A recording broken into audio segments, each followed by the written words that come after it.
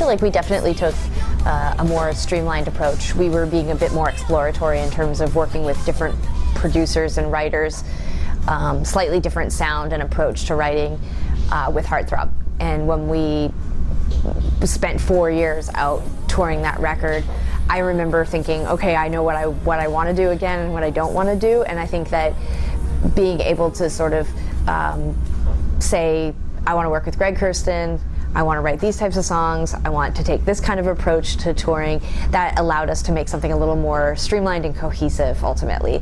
I would never give up, you know, the experience of Heartthrob and what we did, but it was a little bit all over the place. Like, we were sort of trying to figure it out as we went along, and this is definitely a more like deliberate effort.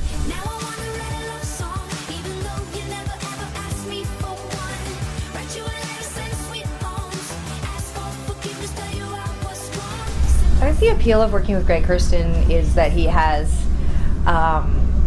worked in every kind of genre. He's made records. He had, you know, decades of experience being in a band and touring and musical director. Being a musical director. I mean, he's literally done it all, and he himself counts himself lucky that he's had success with some of these big, huge pop singers, because it really shifted his whole career and changed his life. So, you know, when we were working with him, I didn't feel like we jumped into the room with some sort of like up and coming, like new, like, you know, those people are fine too, but he was very like, oh yeah, I used to actually make records. Oh yeah, I used to actually be a band leader. Oh, I played with Beck for 10 years. Oh, I told you that I needed out and I couldn't say, couldn't tell you one more way.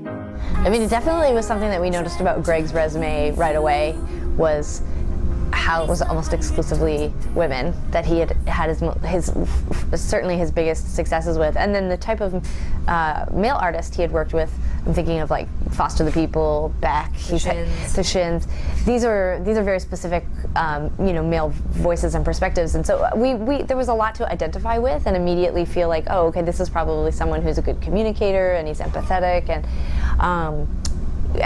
he didn't prove us wrong. He was all of those things. Almost immediately, we both were like, Greg is the best. We felt like sort of collaborative soulmates or something with him.